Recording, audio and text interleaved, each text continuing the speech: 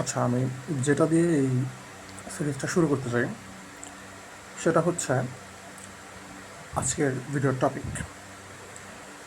টপিকের নামকরণ না করি, কারণ নামকরণ হিসেবে আমার মাথায় গুছানো নেই এখনও। এগুলো পরে করা যাবে। আগে মেইন কন্টেন্টটা বলি।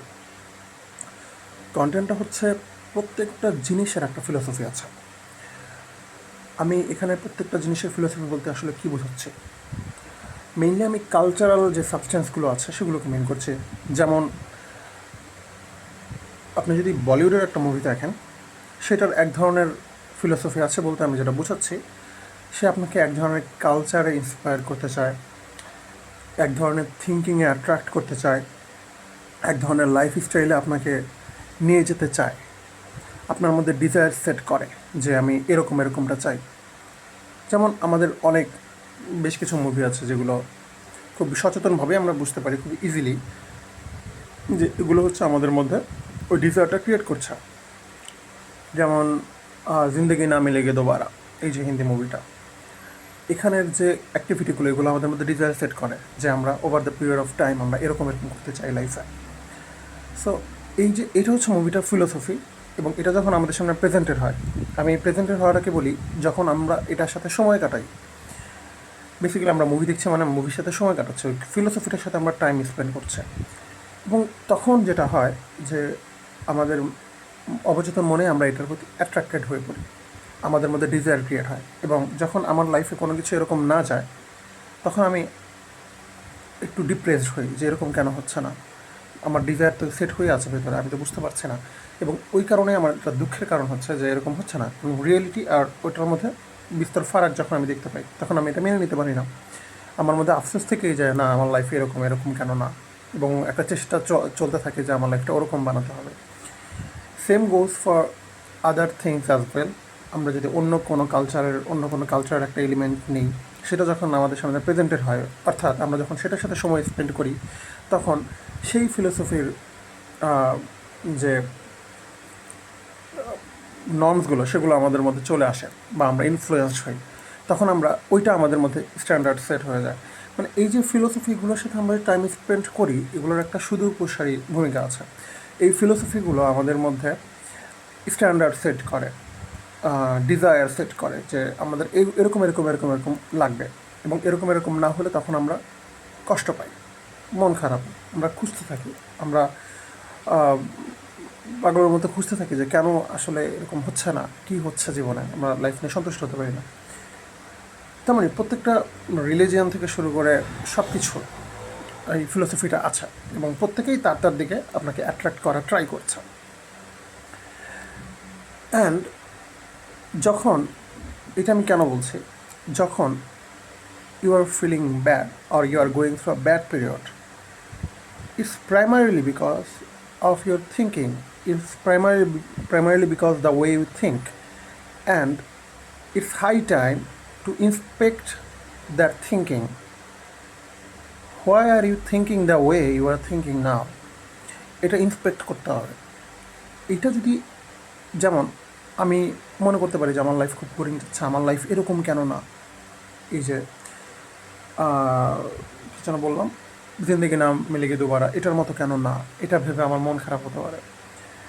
নাও আমার ডিউটি হবে হচ্ছে এই থিঙ্কিংটাকে ইন্সপেক্ট করা, যে আসলে কি এরকমটা হওয়া উচিত, বা আমি এই যে মনে করছি এরকম হতে হবে এবং এরকম না, এরকম হতে হবে যে মনে করছে, এটা কেন মনে করছে, এটা ইন্সপেক্ট করতে হবে, এটা সোর্সটা বের করতে হবে। আমাদের যে এক্সপেকটেশনগুলো, আমাদের যে ডিজায়ারগুলো, এগুলো সব কিছুই নির্ধারিত হয় আমরা পাস্টে কী কী এক্সপিরিয়েন্সের মধ্যে দিয়ে এসেছে, অর্থাৎ পাস্টে আমরা কোন কোন বিষয়ের সাথে সময় কাটিয়েছি তার উপর। এবং পাস্টে আমরা যেসব বিষয়ের মধ্যে দিয়ে এসেছি, যেসব এক্সপিরিয়েন্সের মধ্যে দিয়ে এসেছি, বা যেসব ফিলোসফি এনকাউন্টার করতে করতে এসেছি, সেগুলো সবসময় সঠিক নয়। এবং এই সঠিক না হওয়ার কারণে সেগুলো অনেকগুলোরই কোনো বাস্তবিক ফর্ম নেই, শুধুমাত্র কাল্পনিক একটা ফর্মকে একটা শেপ দেওয়া হয়েছে, এবং আমরা সারা জীবন চেষ্টা করে যাচ্ছি বৃথা এই কাল্পনিক ফর্মে আমাদের বাস্তব জীবনকে নিয়ে যাওয়ার। এটা আমরা পারছি না, আমরা ডিপ্রেসড হচ্ছে, হতাশ হচ্ছে। সো আমরা যদি এই ভেতরের সোর্সগুলোকে ইন্সপেক্ট করতে থাকি, তখন আমরা রাইট অ্যান্ড রংয়ের মধ্যে একটা পার্থক্য করতে পারবো। এবং আমরা ওই অনুসারে এটা কঠিন যে আমার একটা বিশ্বাস আমি এতদিন ধরে যে ভাবনার মধ্যে ছিলাম এটাকে চেঞ্জ করা এটা কঠিন, কিন্তু শুরুটা করতে হবে। লাইফ ইজ মানে শুরু না করলে তো এটা কখনোই হবে না। কঠিন কারণ আমরা একটা স্ট্রাকচারে অভ্যস্ত, এবং এটাকে আমরা যখন ইন্সপেক্ট করে ফোর্সফুলি অ্যান্ড কনসিয়াসলি এটাকে একটা ট্র্যাকে নিতে যাব, তখন এটা অবশ্যই কঠিন মনে হবে।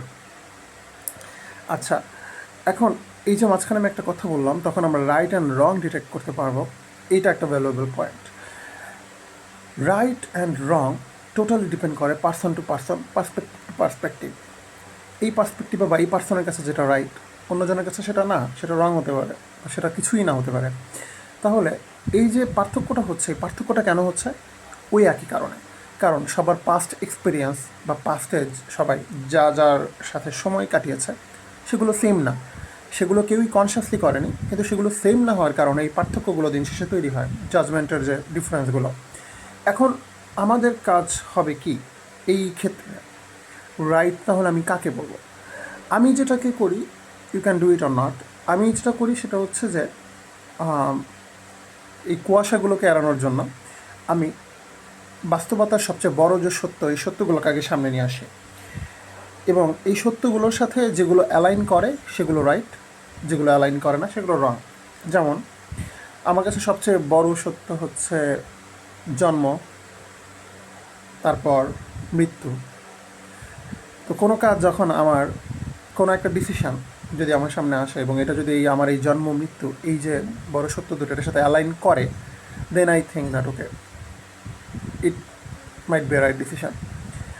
অ্যান্ড ইফ নট, এটা যদি আমাকে জন্ম বা মৃত্যু, আমি কীভাবে এই যে শূন্য হাতে পৃথিবীতে আসা এবং আবার পৃথিবী ছেড়ে চলে যাওয়া, almost with nothing, with almost বলছি কারণ আমরা ফিজিক্যাল কোনো কিছু নিয়ে যাচ্ছি না, but I do believe that আমরা অ্যাক্টিভিটি, চিন্তা এরকম কিছু নিয়ে যাচ্ছে। তো যাই হোক, এই যে অলমোস্ট নাথিং নিয়ে আবার চলে যাওয়া, ফিজিক্যাল কিছু না নিয়ে, প্রায় শূন্য হাতে ফিজিক্যালি চিন্তা করলে, তো এইটার সাথে যেটা অ্যালাইন করে সেটাকে আমার রাইট মনে হয়, আর যেটা অ্যালাইন করে না সেটা আমার রং মনে হয়।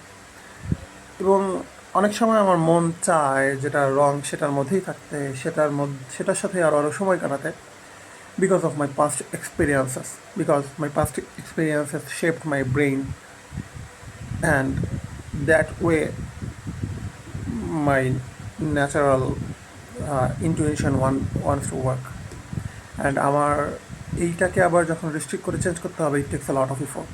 It's tough, but it's possible.